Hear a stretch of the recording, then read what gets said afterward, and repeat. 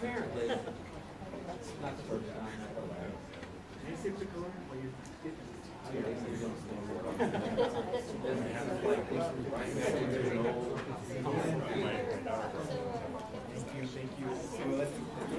Thank you. Okay. Good. I feel like now my mom will not kill me for you didn't say hello to your your second uncle or whatever. Well, thank you so much for being here today. Hi, everyone. Welcome. Again, my name is Rebecca Lane. I am one of the lead teachers here at our teacher-led school, Mathematics and Science Leadership Academy. And we're so very happy to have you with us and here today to have this wonderful roundtable discussion about youth mental health programming. We are very passionate about it here at Mathematics and Science Leadership Academy. And I am going to have everyone introduce themselves very briefly before I present our wonderful guest who's in the room with us. So I'll just begin this way. If you will please just state your name and your role, and then we'll just do that quick whip around and wrap up here, okay? All right. Okay. My name is Dianne Olivas. I am a senior team lead here at MSLA. A senior team lead is, my roles are I am half teacher literacy English for first grade, and then the other half part of my job is to be part of the leadership team here at MSLA. Hi, my name is Beth Hyde-May, and I'm the school psychologist here at MSLA. And my name is Laura Abercrombie. I'm the school social worker. Hi, David Keller. I'm with the Colorado chapter of the American Academy of Pediatrics and Children's Hospital, Colorado. Thanks for coming. Lorez Meinhold, I'm the director of Caring for Denver Foundation. Good afternoon, Carlos Martinez with the Latino Community Foundation of Colorado. Kevin Patterson, Connect for Health Colorado State-Based Marketplace. Dylan Kindish, Regional Outreach Specialist for the HHS Regional Office. Hi everybody, Lily Griego, Regional Director for HHS, proudly serving Secretary Becerra, and Region 8, which is 6 states. Good afternoon, Charlie Smith, Regional Administrator for SAMHSA, the Substance Abuse and Mental Health Services Administration. Ellen Drexler, President and CEO for Delta Dental of Colorado. Hello everyone, Warren Cohen, Senator Bennett's office. I serve as a Denver Metro Area Outreach Representative. Nice to be here. Hi folks, my name is Joey and I'm the founder of Community Organizing for Radical Empathy. Max Haynes, Denver Regional Representative for Senator Hickman. Hi, I'm Amber Wilson. I'm a teacher at Thomas Jefferson High School, and I also serve as the Secretary Treasurer of the Colorado Education Association. Hi everybody, my name is Rob Gould. I'm a special education teacher here in Denver, and I also happen to be the president of the Denver Classroom Teachers Association, right over there. And we're part of the organization that really started MSLA, and we're proud of the work that they do here. I'm Dianne Primavera, Lieutenant Governor, and also the head of the Office of Saving People Money on Healthcare. Love that title. That's a good one. Can you come up with that? All right, and so we have our our special guest here, Secretary Xavier Becerra, with us. I love her. The way you roll those R's. Well, thank you. And we're so happy to have you with us, and very happy that everyone else is here so that we can hopefully have a wonderful conversation with all these voices in the room with something we're so passionate about. So I'll turn it over to you. Thank you so much. Thank you, Rebecca. First to you. And to what you do here, thank you in advance for keeping these kids safe and healthy as you get them ready to be leaders for our country. Thank you so much. To all of you for taking the time, honestly appreciate it. I have to give a special shout out to those of you who are the pediatricians, the social workers, the people, the counselors, especially because you had to do double duty, and it ain't over, as you know. And so, let me just say a couple of quick things. One, we're not going to be FedEx. We're not going to knock on your door, drop off some money, and then say, good luck, make it work. We want to stay here with you. We want to partner with you. We want to prove that finally the federal government is beginning to realize that when it comes to mental health and substance use disorders, we got to mean it the way we mean it for fixing a broken bone or helping you with a common cold. And so we're going to provide some resources. The more that your members in Congress, House, and Senate support the Build Back Better agenda, the more we'll be able to do. But one way or the other, we're going to do it. And the President made it very clear in the State of the Union address. We're going to move in behavioral health in ways we've not done so before. We've already started, actually. We changed the strategy on substance use. We're not going to stigmatize people. We're not going to let taboos and 20th century thinking get in the way of evidence-based treatment. We're going to focus on harm reduction, so it's not just testing, treating, and following up. It's making sure that we keep you not just alive, but healthy. And so we're going to do that. And then the fourth component of our new strategy is being there long-term with you as you try to recover. So we're doing that differently. On mental health, we already made the largest investment ever in one chunk made by the federal government on mental health when we put in $3 billion as a result of the President's American Rescue Plan to provide services in every state through all you for mental health services and also for substance use disorders. If Build Back Better becomes law, we're going to have way more capabilities to be there with you. And as I said, not just knock on the door and leave before you can answer. It's important. More than half of parents today report that their children are suffering through some kind of mental stress. I think the number of young girls showing up in our ER rooms, suicidal ideation has gone up like by 50%. And we know it's out there. And so I'd love to know if any of you are helping with 988, getting it ready here in Colorado. I want to know what you're doing because we have to make sure it launches right. Failure is not an option with that.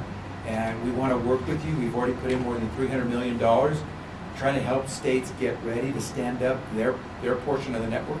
And we want to make it work. So I just honestly want you to know that we want to do things differently. And we want to stay here because, you know, it's so easy to say one day we're here and then forever be absent. We don't want to be able. There's just too many Americans who need us, and I think people are recognizing that when we talk health, you have to talk behavioral health as well. So let me stop with that. Rebecca, let's go ahead. All right. Well, how do you follow that? Oh, well, we're really going to open this up. I know that it feels formal, but we absolutely want to be able to hear your voices and hear everyone in the room. So I am your host and moderator for this discussion, but being very verbose. En ambos idiomas si quiere que hable español. But that caught me off guard when he caught the rolling of the R's. No, I definitely want to make sure that everyone is able to just feel comfortable enough to share what you need and ask the questions that you need. So by all means, just want to orientate you a little bit to the room. You do have an MSLA water bottle in front of you. You're absolutely welcome to take that with you. And it is for one of the grants that we received here at MSLA, through one of our parent initiatives, they helped us get one of the water filtration systems. And so all of these bottles have been filled up with one of those donated filtration systems. And then you also will see one of our stress relievers, something we very much believe in mental health supports here. We know that adults also need some tchotchkes in hand. You're welcome to take the microscope with you. The other tchotchkes that you will see around that can help you with stress or whenever you're having that moment, we'll just ask that you leave at the table, but by all means, please utilize while you're with us. We do have restrooms here that are just right out into the hallway there, into the corner. So if you just exit out and run to the restroom there if you need that. I think that's everything that you need to know logistically. Otherwise, we're going to open it up to everyone. And questions or answers, 98 that you wanted to hear about? Yeah, I'd love to hear it. All right. Anyone want to get us started? Question? Quiet bunch. Carlos, would you like to kick us off? Not to ping you, but I would love to hear your thoughts. Sure. So, like I mentioned, I'm with the Latino Community Foundation of Colorado. We're an unendowed foundation, so we don't approach communities, work with communities with money. We try to go and work with them, understand what the issues are, and how we work around it. we probably work with about 125, 150 organizations on an ongoing basis. Not that they all get money, but in different ways. The mental health issue, of course, in the last couple of years has been a big issue. I'm not going to go ahead and mention that at all. But I think one of the things in working with the organizations that we do that has been challenging is building up the capacity to go ahead and really engage in these services and know how to do that. And a lot of the money that comes through is program-related dollars, and very few is for really building the capacity of these organizations to put the right systems in place, to be able to provide ongoing training to their staff, to be able to recruit the right staffing as well. We also launched a loan program last year to support organizations as they look at rebuilding their organizations and looking at working capital. What's been amazing is that 80% of the people who are inquiring about those loans are looking to address the workforce, and the majority of that is in mental health. And so they're looking, they're not finding support for that capacity piece from a lot of the grantors or federal government. And so they're having to look at how can we get loans to be able to address the staffing and the personnel to be able to go ahead and provide these services. So my question is, with a lot of the money that's being put out, is any of it earmarked for capacity building of organizations at all levels, no matter where the organization is at? And Carlos, we just put out, and I don't know really if you're familiar with it, we just put out a grant, and I don't know, $35 million came out of the American Rescue Plan, and it helps to, locally you could use it as you need, but it is to strengthen the workforce. And because we know there's a lot of stress, there's been a lot of turnover, and so this is to try to help stabilize. Of the $1.5 billion that we put out for mental health in the American Rescue Plan funding last year, that's still going out, a lot of that could be used for those certain purposes. But let me, and Lily may want to connect with Lily to follow up on this as our regional director. The federal government is not very often going to provide you with a lot of funding for capital, because taxpayers want to see results, and therefore members of Congress want to see what they bought when they give us money to give to you. If you're putting up a structure and the money went in to put in the foundation, nobody can see that. It's underneath the carpet. They need to see and I know that's the way it is in the private sector as well, trying to get money from donors. They want to put it into the programming, not the capital improvement. But let me say this, and this is what I've been telling folks. So Lieutenant Governor's going to say, I heard this already. I'd like to see programs. If you have a great demonstration program or a pilot program where maybe some of the money is needed to do the capital to get it going, we could probably help, but we're never going to be the ones who help fund the capital or the creation or the capital improvements, because we're at the last stage in the process. You need to get that money locally from your state or your local government, because quite honestly, the money they're going to use to do that is from the feds. So the money we let out to do capital goes to the state or goes to the locals already. If we're going to do something above and beyond, it's got to be to produce results. But if you come up with an innovative idea, I'm open. So this one's talking about bricks and mortar. I'm talking more about systems development to be able to do same thing. Same thing. See, because I have to go back to Congress every year for the budget money, and I have to show what we did with it. We already, as I mentioned, we already do several $1 billion in mental health, in substance use services, but we don't do it directly as a federal government. We get it to the states, we get it to the local counties and the cities. That's the money that we provide. It'd be tough to come back and try to get a second bite of the apple. now for the capital improvements, including systems operating. And we know a lot of you are operating with really old technology. So is the federal government. It's just tough. We need to show, if you want more, we need to show what it's getting as actual operational programmatic results.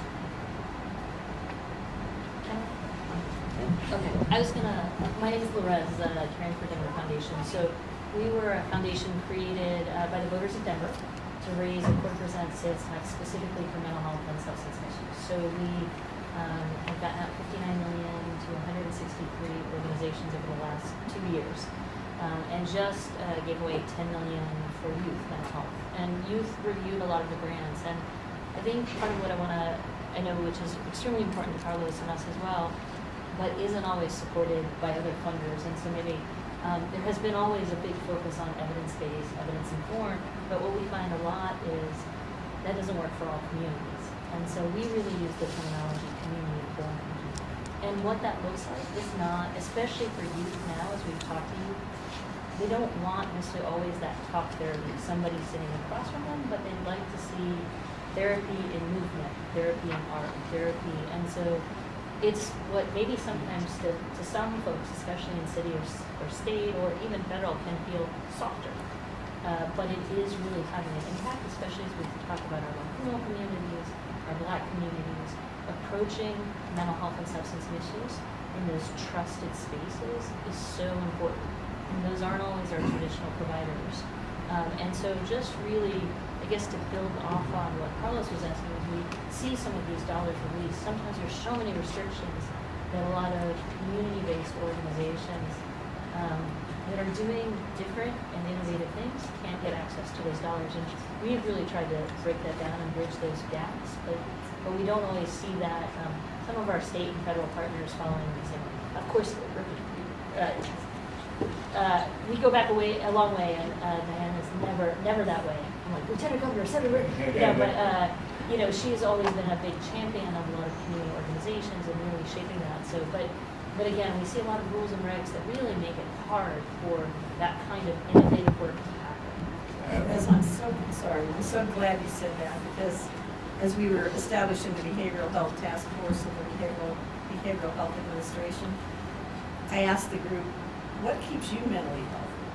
And it's not necessarily going and talking to a therapist. It's being able to go for a hike on the weekend, it's being able to get into the mountains, to the outdoors, to dance, to do some art, to things like that. And those are the kinds of things that really aren't paid for or aren't offered. But that's really what keeps people healthy. There was something I saw on TV about how doctors are now prescribing outdoor exercise because being in the outdoors is really good for people's mental health. So I'm glad you mentioned that. So if I could just quickly give you, I think it's important that you understand how HHS, the federal government, operates, so you have a optimized chance of success.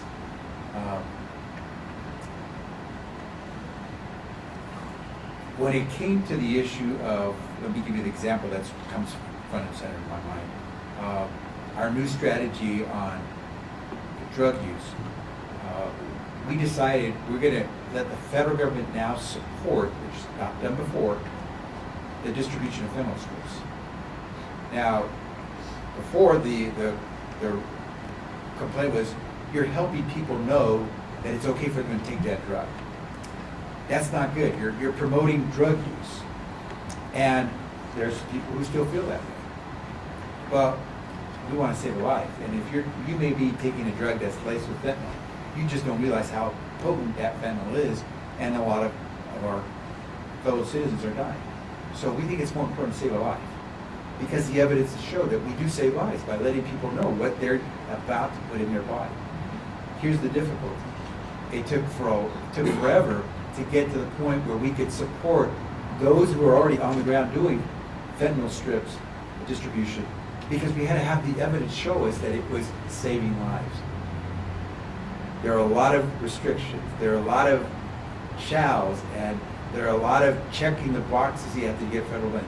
And that's because if we don't, we will see a program fail to deliver a result, and the result will be a knee-jerk retraction of money altogether by Congress saying, you just had to spend taxpayer dollars for something useless. I'm now going to see an ad in my re-election campaign saying how I took your taxpayer dollars and spent it on drug use, or I spent it on something useless, and that's not going to help. So I have to produce results to get more money. Unfortunately, that means we're going to have you check a whole bunch of boxes to get it, and it's still going to be very narrow how you can do it until I get enough evidence that I can expand. You probably heard, we got hit because of this new strategy on drug use. We said we're going to go with those treatments and programs that show success, including on what you do with those who use tobacco as the delivery system for drugs. And right away, we got accused of saying we're going to fund crack pipes. No, we're not going to do that. But that's the way it was framed. It reminds me of what happened 30 years ago when I was a member of Congress, and we wanted to support the efforts to keep kids from getting justice system involved. And we had a bill, the crime bill, which was funding crime prevention by law enforcement, incarceration to make sure we locked up those who were dangerous, and prevention. That was the first time we were going to put a ton of money into prevention, until someone decided to describe prevention as midnight basketball. We were accused of trying to fund people to be able to play basketball at midnight. And why are you spending money to have a kid who should be getting ready for school outdoors playing basketball at midnight? And guess what happened? That pot of money for prevention was gutted from the bill. And so we can't afford to lose things that work. And so long explanation, but that's why it's so important that we understand, I got to deliver results if I'm going to fund your program, because otherwise I won't have money to do it anyway. And I completely understand. We're publicly tax funded. That's our same place. Yeah. And at the same time, I think it's about if we really truly want to get to innovation. So we did a STAR ban here, which is an alternative response modeled after Cahoots. Cahoots was the only place. And so we've been able to demonstrate in downtown Denver that we can divert 100% of the folks from the justice system and get them ideally out of crisis and connected to care. And we're expanding it citywide based on that, but it's still an N of 2, and so some of this is, and again, completely understand what for both Governor Ritter and Governor Hickenlooper. I've worked a lot, and I guess what I would just ask is that we learn quickly so that we can innovate more and be able to fund the right things that really work. And so I know that's where your heart is. That's where these pilot programs can really help. Yeah. They can inform quicker. And by the way, having a kid play midnight basketball is a better alternative than something else. So it ain't that. I was going to say also that there is now evidence that exercise is probably the first line for depression. People have been saying it for 30 years. We actually finally got the studies. I didn't tell it. Professor of Pediatrics at the Medical School at Children's Hospital in the Academy of Pediatrics. I wanted to pick up again on that because I think one of the other challenges we run into is, as you say, getting good outcomes. With kids in particular, we certainly want to divert kids from the juvenile justice system, but we'd like to divert them from being close to getting to the juvenile justice system. We want them even not to get anywhere in that neck of the woods, and that's hard to measure. And so we run into the problem very often of not having the right outcomes. It's actually kind of a universal problem in all of kids' health, where we don't have great measures of successful outcome, for example, for all the prevention work we do for the under 5s. Because we don't have, unlike Medicare, the good news is we don't have lots of deaths. So Medicare can look at how they're preventing deaths or rehospitalizations. We don't have enough of those to make those an outcome measure. We need better outcome measures to be able to demonstrate that these things work. Things like, things I would love to see are a recognized outcome measure within CMS that shows us that kids are ready for kindergarten. And use that as the basis of a payment model for an early childhood program that includes mental health, physical health, psychological health, everything else. We don't have those kinds of things because we don't have validated measures that would let us do that. We actually have to wait to, I always tell people, what's my outcome as a pediatrician? Every kid who graduates from high school gets a round of applause in my office. And we, if I had balloons, I would give them to them. I don't, those are dangerous. But I think that's one area where I would love to see HHS focus is on developing really a series of outcome measures that track children along the developmental spectrum so that we can show you that this program we're doing with 2-year-olds is doing the thing that's going to lead to diversion from the juvenile justice system, instead of having to wait till they're almost in the juvenile justice system and then show you that we can keep them out. Does that make sense? Makes sense. I don't know where that falls.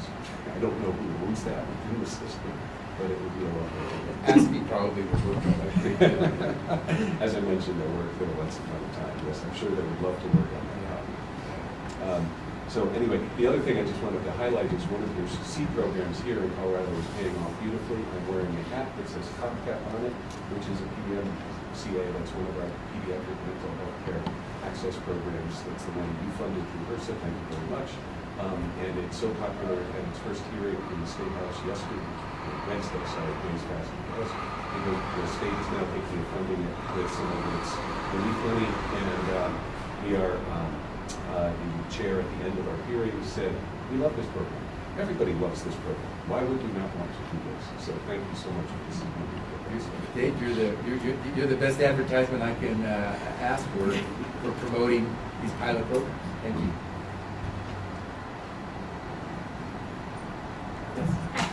Thank you so much for coming. I'm a full-time teacher, so I teach in secondary and high school. This is my 22nd year teaching, all in Denver Public Schools. I love it. I want to share with you some information that we got from a survey from our students this year, and I'm going to try real hard not to get horribly emotional because it's hard to read. We give the BEST survey, which is administered to all DPS schools. It's a mental health kind of check-in with our students and with our staff. At my school, at Thomas Jefferson High School, we found that it was the highest rate of at-risk students that we've ever seen, ever, in doing that survey. And the kids that are most at risk are students with 504 plans, our MLLs, which is multilingual learners, our female students, and our 9th graders are most at risk. Even more so, when you disaggregate that further, our Hispanic and Latinx population is at the most elevated. At my school, we had a fentanyl death this year. We lost a girl. She was at a slumber party, and her friends found her. And then it kicked off a whole series of that group of girls, some of them attempting that school. The kids are not okay. I was trying not to go like this. The kids are not okay, and we have a great mental health team, TJ, and they are so overburdened with all of these things, that the proactive things that we'd like to be doing, we are not able to do because we are in crisis mode all year. Things that I think would be useful. As we know, teachers are feeling stressors in terms of standardized assessments, curriculum polls, all the things that we've always done, we're still doing. And then also what's happening is we're being asked to take care of the social emotional learning of our kids. But right now, they're like, but still, you gotta get ready for all the standardized tests. Nothing has been taken off the plate, and yet our kids are suffering. Relationships with students are more important than high-stakes testing. Just gonna say that, they are. And what can be done? We need to fund known solutions. That's class size, resources, planning time, quality professional development, and relationships with kids, paraprofessional support. All of those things are the things that we know need to happen for us to focus on the mental well-being of our kids. Those test drills will come later. And so that's what I can tell you from the classroom. So Amber, can I ask something? Schools, funding is low. Yeah, Colorado has a funding problem with their public education. And now, at the federal level, there is funding. Sorry. there is funding at the federal level, but it's, as you know, it's more discrete. It has to do with supplement more than it has about funding directly. Secretary Cardona, Department of Education, in fact, today, an announcement went out. We're announcing how we're going to try to do a joint effort to try to make sure that whatever resources we have that go down to the schools, from my perspective, on the healthcare side, from his perspective, in terms of the learning aspect, we're gonna try to work together so that we're not missing each other in the night as we cross, knowing we could try to do more with the resources we have. I will tell you one thing, to me, these peer counseling kind of programs where you let young people talk to young people, they may not know exactly what to do the way a social worker or a psychologist might, but it sure helps when you're talking to your peers, right? And so to the degree that you think that there are programs out there that we can look to see that help get young people involved in helping their peers, I think we would really like to look into something like that. We do have a program at TJ called Sources of Strength that we have been doing with the students. It's a suicide prevention sort of program, and it does teach them how to talk to each other and how to recognize problems before they come up. We do have a lot of students that use the Safe to Tell line. They do call in. That's how probably we do know that these things are happening. I do also agree that relationships, and one thing we're doing in our schools, we're having a First Fridays where we have just a connection time. It's kind of like a little party, is we're like, it's okay to take a little bit of time away from instruction. One other thing that I did notice is one of my students just got out of a PHP program. She had to wait a PHP, partial hospitalization for mental health. She had to wait a long time to get that bed. So that's the other place where even if we can identify the kids, there's not always a ready place for them to go. They have to wait, and when they wait, they're still sitting there in that at-risk place. What about 988? Is there anything you're seeing around that? I'm going to be honest, I don't. I have not heard that. I'm sorry. 988 is we hope it will become the 911 for suicide prevention. Okay. Right now, we have a national network of hotlines, different numbers, different levels of resourcing for that. Congress was smart. They said, we can't have a disjointed effort. If someone's calling in distress, we need to be able to respond. And so we're trying to combine that very disjointed network and make it into one network based on the number 988. And so we're getting ready to launch, in July. I think it's going to be crucial for adolescents. Then we need to know about it. Thank you. Can I add on to that? So I'm excited. Yeah, I'm excited for 988 in that sense, and to have that ready resource. This year, this is my 24th year teaching, but this is the first year of this last year, right? It's been tough for everybody, obviously, with the pandemic. But this is the first year I would get phone calls from our educators thinking about actually going through a mental health crisis. It's students, but also our educators. And I quickly, when it occurred one night, I had to call, and I knew we had one of our members that did suicide prevention trainings. And what's the number? Where are those resources? What are those things? And it was that scramble effort that I had to do to find where is that number? What do I do? And so I love the idea of making that more accessible and making that easy to remember. And I'm not going to forget 988 now, that's for sure. But so I want to applaud that effort, number one. A different topic I also wanted to kind of jump into a little bit was training. So I noticed in some of the things that are being pushed out are supports for mental health, lots of different supports, but one of those being training for educators, paraeducators, around ABA, behavioral supports, right? So to making sure that they have those supports in place. This year, it's been interesting in the fact that we've had, when you ask a teacher these days, this has been the worst year ever. And I mean, just period. There's no other year that compares to this one, even last year. But a lot of that has been because of the mental health concerns from youth, and just coming back and the trauma through the pandemic and everything. But then there's this piece where educators, they're trying to teach or trying to get their job done, and they're trying to move through. And they don't always know how to handle those situations. And so I think one of the things I'm curious to hear more about is what are those supports for training individuals, not just teachers, but I think there's additional staff, either to those points that Lorez made about whether that be outside components, but also within the school day to support those acute needs. I'm not going to be able to speak to it as well as state leaders would and local leaders, because again, what happens in the schools is principally a locally decided activity. We help support, but we don't typically get involved in the decisions. We can steer sometimes because we can say, we're going to invest, as I just said, we're going to invest some money in peer counseling. So to the degree you're already doing it, great, we're going to look at your program. If you don't do it, don't expect to get money. But we don't make the decisions day to day what will happen in this space, but we can support.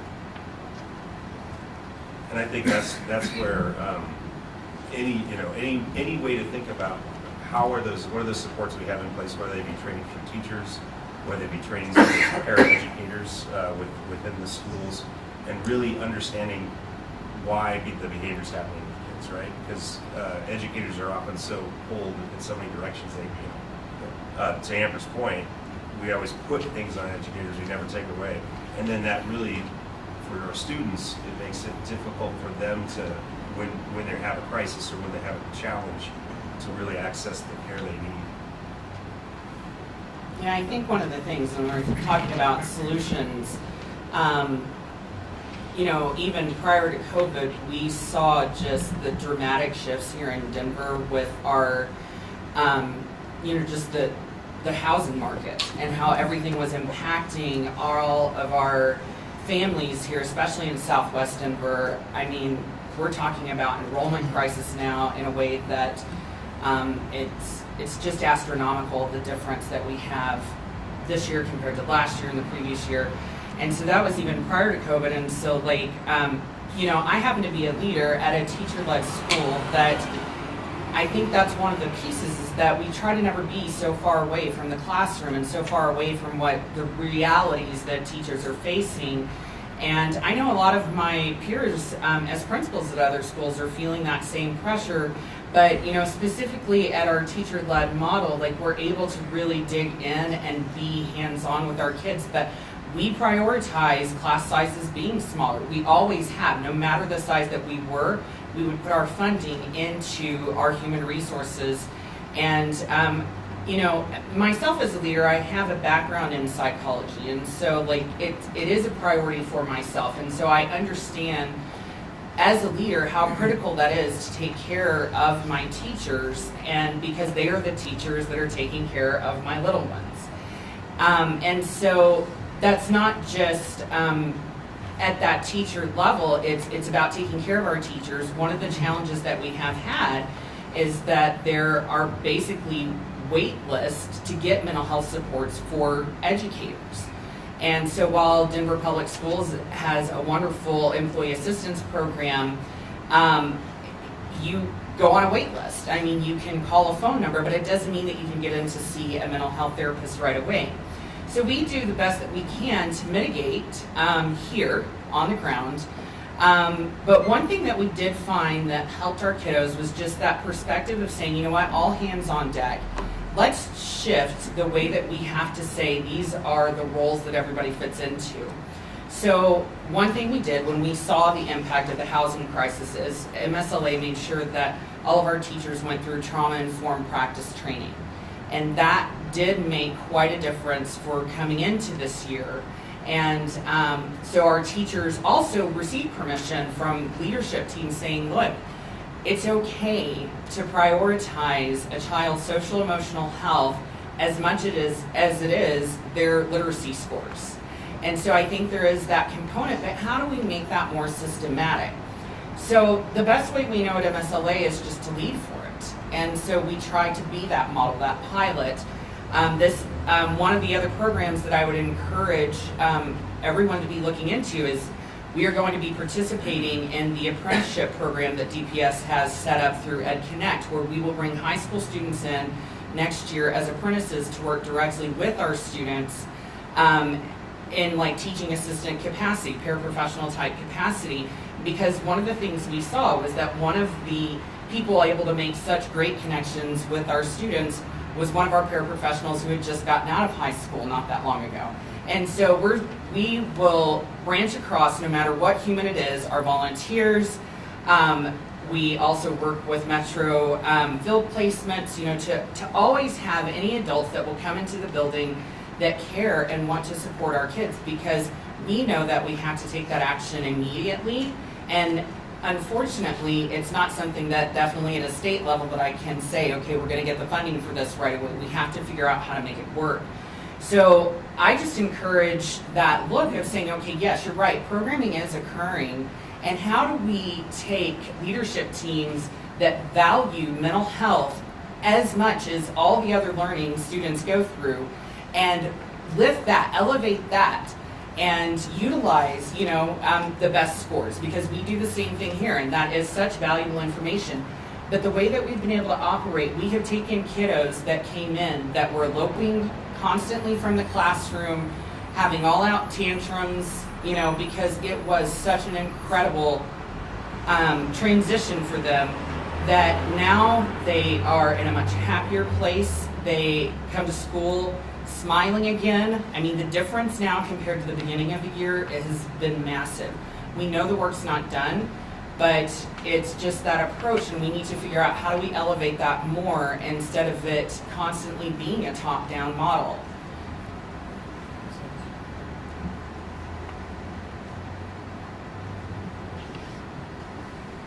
You don't say something, I'm going to talk, and you don't want to. I'm accustomed to talking. So. Yes. I would love to sort of hear in the mental health initiatives that HHS is doing, what measures of cultural competent care are being prioritized. So oftentimes, studies show that Black, Indigenous people of color experience mental illness differently. They do healing differently, that they receive treatment differently.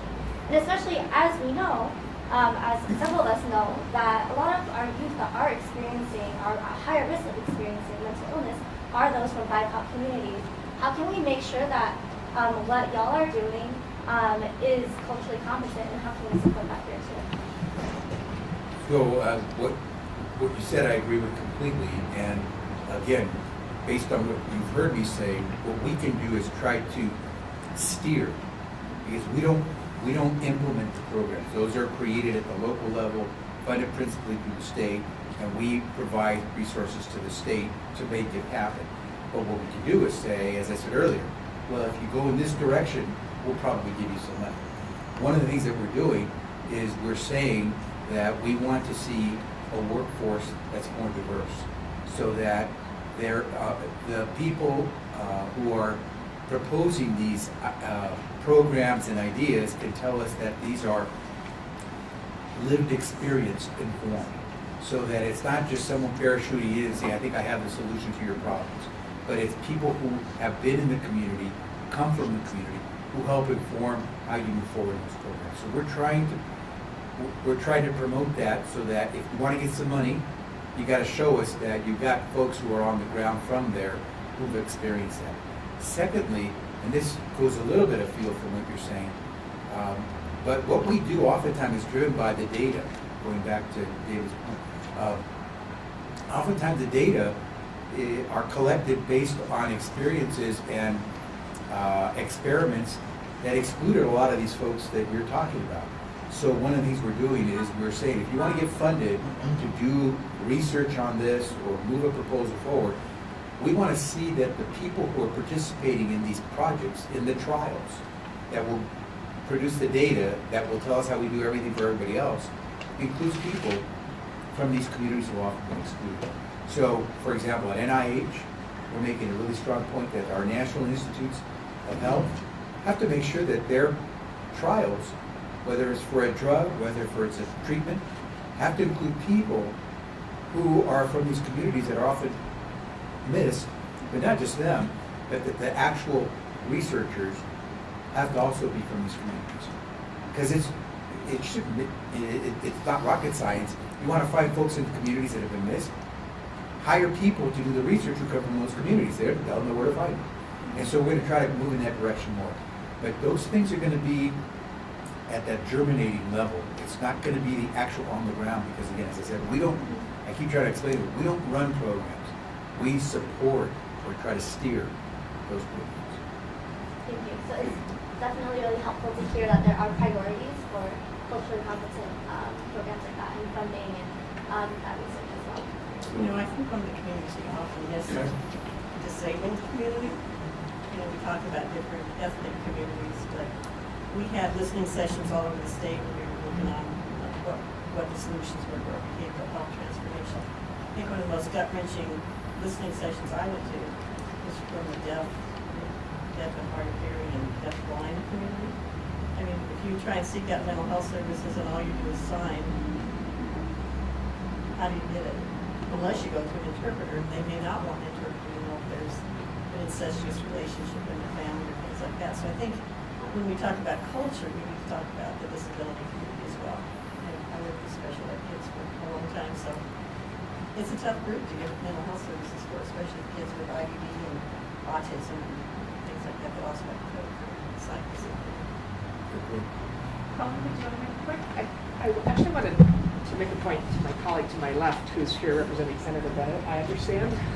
Because I keep hearing you say, Secretary Becerra, that you have, you know, things are at a local level or legislatures have to bring you the money and that you can fund certain things. But as I sit here and listen to these really profound and poignant stories, particularly from our educators, and my sister is also an educator in Alabama. She's a high school math teacher, and the stories that she tells me bring me to tears as well. And I keep feeling like we have to fund more mental health professionals in the schools. And quite honestly, there's a shortage. There's a shortage of mental health professionals that are taking up this role in our classrooms to support not just the students, but the teachers. It seems as if we know we have a shortage, we want to start solving that problem now. It's the when do you plant a tree, right? 20 years ago or today, right? 20 years ago is too late, but you start now. And it feels like we need some programs that will do tuition reimbursement waivers, encourage more of our students to be going into the profession of mental health. It will not solve the problem right away, but even this notion of high school students working in high schools at a peer level gets them thinking about the ability to go to college. They don't have the ability to pay. How do we begin to fund an interest and a desire to go into those professions and pay them a fair wage? So break that down. We're on the same page.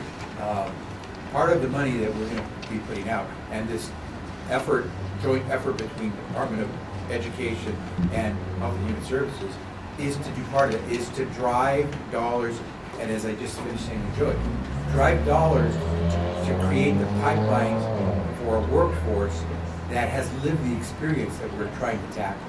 Because it could be in the physician field, or it could be in the mental health field, at the school level, or it could be, you look at it everywhere. We are always deficient when it comes to people of color, people with disabilities who are operating, running these programs. And usually, when you hire talent, but you hire using your sphere of influence, and typically that's going to be people who look like you. And so we have to change that dynamic. We're going to try to do that some. But again, we're on the periphery, because at the end of the day, it's done locally. And so we're going to try to steer, make sure that we're not leaving these communities behind. Because by the way, the consequences of not having people who live these experiences who could help is what we saw with COVID. The dramatic disparity in deaths and illness that hit communities that were always left out. And so we know that. But we can make a difference. We saw that there were far more white Americans getting vaccinated, and I came in about April or so of last year, than Black and Latino. Asian American do fairly well, Native American do fairly well, but Black and Latino were falling behind. When whites were at about 2/3 getting their first shot, Black and Latino were still hovering just above 50%. Today it's almost the same. But we put in a ton of money to reach into communities, a ton of money going beyond the traditional conveyors of information, the communicators. And we went to the barber shops, we went to the promotoras and others to try to help us communicate. And so we're going to do that a whole lot. We're going to try to drive money into these pipelines for the next generation of workforce. My son-in-law is a perfect example. He got his medical school paid because the National Public Health Service Corps provides people who are willing to commit to public service for 5 years, a free education. So he got his medical school paid. I wish my daughter had, because she's got 300 and some odd thousand in debt for having gone to law school. He came out, zero free of loans, and they're married, thankfully, so he'll be able to cover for that a bit. But he's now going to be assigned to work in a community health clinic. By the way, he's a pediatrician, just finishing his residency, and he wants to do behavioral health. And he's going to be working in an area of Salinas, California, where you have a lot of agricultural families. And so that's what we got to do. And I wish I could replicate my son-in-law, and I really mean it, because he's a fabulous son-in-law. I wish I could replicate it, because that's what we need to do. It's the pipeline and getting people with that lived experience. The tension that you're describing between national and local is pretty palpable, right? And I'm just wondering, as I listen to our educators talk about standardized testing, is anyone doing any studies on school districts, the mental health of school districts who said, scrap the standardized tests? Can you even do that? Is it even legal? I'm not an educator, so I don't know. But as I sit here, I think that's what we need to do to learn. If we care about our children, and therefore we care about the educators educating our children, we should be willing to step back after a global pandemic that none of us have any experience having lived through other than the one we just lived through, and say maybe the mental health of our children would be better if in 2023 we simply said no standardized testing. And then compare that to the schools who've done the standardized testing. Like, I have to believe that the mental health of the educators and the students would be better if you could get rid of that for a year. I'd also like to add that if we could have programs that also support the parents. Yes. Because the parents are also dealing with what we deal here at school, and they don't know. I mean, if we're struggling, or we do our best and we have some success and stuff, but they also need to be able to go and get some training or some, how do I deal with this at home? So that it's a teamwork between our school and the home. It's a village, it's a community, and the byproduct of that community are the people I want to hire as an employer. And so that's when it goes full circle. But we don't spend time talking about the issues between business and the school to really fully understand the importance of mental health of the students and the teachers and the families and the impact it has on the employer. So Dianne, you just teed up a great learning moment, because you have given a great example of how we can help. Because parental support and parental involvement in the schools is not one of the 3 R's, right? It's not reading, writing, and arithmetic. And so I guarantee you, Rebecca probably would say, I don't get a whole bunch of money from the state to do parental support. They probably do it because they think it's important, but they have to figure out how they can squeeze their budget to make it happen. We don't do it at the federal level either, but we can try to steer resources in doing something like that. So maybe it's that pilot program where we take something that has shown some local success and say, here's a little bit more money so you can do it a little bit bigger. And if you succeed, then we go to Senator Bennett. And then we say, this has shown real promise. How about we take it beyond just the local community in Denver or wherever else in Colorado, and we make it something other states can now pick up as well. That's how we can help steer. We don't fund it completely, but we provide enough money to give you enough airlift to get off the ground. Lauren, as our social worker, do we have any pilot programs? Because he's offering a lot of money for pilot programs. I'm in trouble. As a school social worker, we definitely work a lot with parents. We work with mental health. I just wanted to talk about, the number of boots on the ground, I think can make a huge difference. So we're really lucky here in MSLA, and I don't know if any of you have children, you can ask your kids or your school how many mental health health provider do you have in your school for the number of students you have? Here at this school, there is 2 mental health providers for 140 kids. And even that is not enough. Even that, with that, we can't provide all the support we want for all the parents. We can't provide all the support that we want for all the kids. Even that is not enough. So I don't want to imagine what it is in other schools. Ours isn't that good. It's much worse. We are very lucky here, and I think one reason is because we have an administration that's very aware of the needs and what's really needed by the parents and by the kids. But it's kind of scary because we see that those needs are here to stay. They're not going away next year. And how are we going to do next year? Like, can we do better? And again, you're going to have a hard time finding a federal program that funds having more social workers in the schools. In fact, we're having a hard time finding resources to help schools promote having nurses in school. Remember, I grew up with a nurse in school, like elementary school. Most schools these days can't afford. They have roving nurses that come and cover several schools over the course of their tenure. We abandoned, and by we I mean American society, abandoned at the local level funding for nurses when it started to get tough to pay for school education, and we put it mostly in 3 R's. So it's tough. Nurses, social workers, behavioral health specialists, those are tough. But as I said, that's not going to be where you're going to see the federal government be the principal source of funding we can try to support. Right. It sounds like we are now at that point of our session that we have to open it up for questions from the press for the last. I think we have about 5 more minutes. Oh, you're at time? So, okay. Sorry. So Ben, disregard. Ben sort of controls our lives unless Marvin tells him otherwise. We have about 5 minutes for press, and then we have to sneak you away for your next meeting, sir. So, okay. Great. So if you, and by the way, you're welcome to answer any question. I suspect the Lieutenant Governor and possibly Rebecca and I may be asked questions, but please, if there's a question that you think you should answer, please feel free to do so. And then watch yourself on nightly news. Any questions? Could you just tell us more about the 988? Yes. And Yes. how that can be an effective tool? Thank you. We should have had a chair here for you because that was a great question.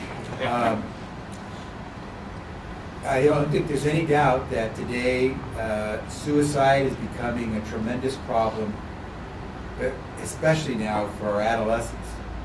And we know it's preventable. We just have to reach them before they go all the way. And there are, throughout the country, systems in place that try to help people who are facing trauma, mental stress. Unfortunately, it's not well coordinated. And so there is no 911 for mental distress and suicide. 988 is supposed to become Suicide Prevention's 911. We have funded to the tune of several $100 million the work that's being done in all 50 states, the territories, the tribal governments to get ready to stand up a national network for 988. It's going to be tough because it's not going to be run by the federal government. It's not going to be that cohesive. It's still going to be all these different networks throughout the country. We have to bring them together, weave them together to make sure they, like a glue, they work together. So if you have a 310 cell number, like I have, but I'm in Colorado and I say, I need help, and they say, I see it's a 311 area code, you must be in Los Angeles. And I say, no, I'm in Colorado. I can still get services as a Californian in Colorado before I go to the next step of committing suicide. 988 is going to be crucial. We're only as strong as our weakest link. If there's a state or region of the country that doesn't get up to speed, then Americans in that part of the country are going to suffer. This should be a failure is not an option exercise, so that if someone is willing to take the time to call right before they say, I'm prepared to end my life, they should not get a busy signal or a please hold. And so that's why 988 is so crucial. And I hope everyone will help us make sure that when we launch in mid-July of this year, there's a lifeline for those who are willing to call 988. Thank you. Thank you. Thanks for the question. In Colorado, we've had a number of students who've unfortunately passed away from fentanyl overdoses. What resources are there out there for schools, districts, parents, and would 988 be an option?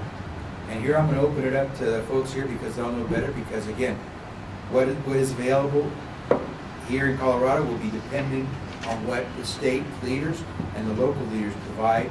We support, and what we do, as I mentioned earlier, in our new drug use prevention strategy, is support those efforts, especially those that are evidence-based, to try to help not just people alive, but keep them from harming themselves, providing them with the testing, the treatment, and the follow-up so we can keep them from doing harm to themselves. But let me see if anyone else wants to answer. Well, I'll tell you, the first line of defense for kiddos is their teacher.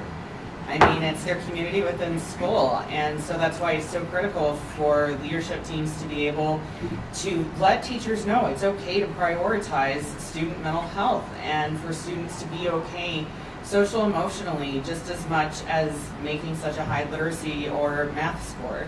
It's very, very critical that we're responsive to this now and that we're proactive for what we do have coming up. And so that is the very first resource more than anything, because who is going to know a kid better than their parent? Nobody. And then right after that is their educator. And we had a press conference yesterday. There's a bill, a bipartisan bill going through the legislature right now to blend public safety and public health together to crack down on those that are distributing the fentanyl and making that more available, and then also the prevention and testing and things like that. So we think it's a pretty comprehensive bill to address the fentanyl issue. I would probably just add, teachers are a very important resource, but there's also community resources that are trusted. It really comes back to where that youth feels most trusted, that resource that they can connect to. They need a significant adult in their life. And so it's really about finding and making sure that we find all those potential places and spaces so that they have somewhere to turn. And that's their parents, that's their teachers, that might be their faith leader, that might be a lot of different places where youth, and it's potentially other youth. So it's really making sure those resources are well spread and all those trusted resources are well resourced. I would just add that we also need the continuum of care to be able to provide care to those kids, those we've identified. Too often now we find them and we bring them in, and then they sit in my emergency room for days waiting for a place to go because we don't have that continuum of care in place. I know current efforts to reform the Behavioral Health Administration would move us in that direction. We need to move very, very quickly because we need that continuum of care now, everything from inpatient to outpatient to partial day, all of that stuff. It's just inadequate right now. By the way, that's what's supposed to be inside of 988. When you call, it's not just someone who says don't do it. It's someone who can guide you through the process to get help. Yeah. And I wanted to add a focus area of ours at school and within DPS is we provide prevention programs, curriculum, because our students go to their peers. And so we teach our students some of the risk and warning signs so they can go to a trusted adult and report it there. We start as young as third grade. We did this for third, fourth, and fifth. We trained our staff, and we had a parent training as well. And we also train them about Safe to Tell, which we have in Colorado. And they can report, anybody can report concerns of a family, a friend, whomever, and it can be anonymous. So that's part of our efforts here. And TJ. And schools, yes. Any other questions? Otherwise, we'll go ahead and close. Thank you, everybody. Appreciate it. Thank you. Yeah, we'll see you. Have a good trip. Appreciate it. Tomorrow? I'm off on the weekend. Yeah, we don't want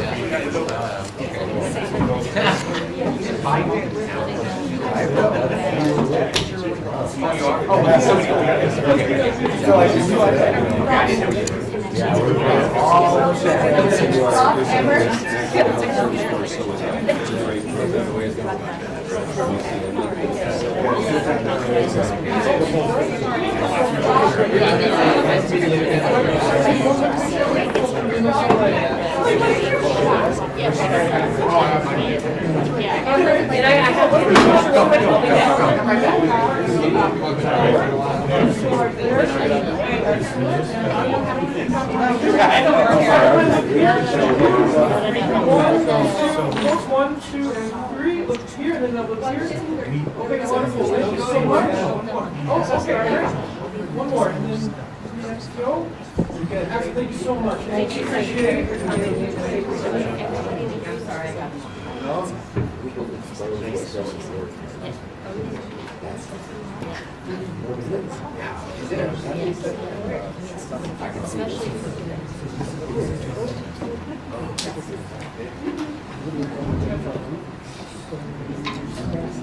Oh my gosh, thank you so much. Yes, yes, thank you. Enjoy your evening. Take care.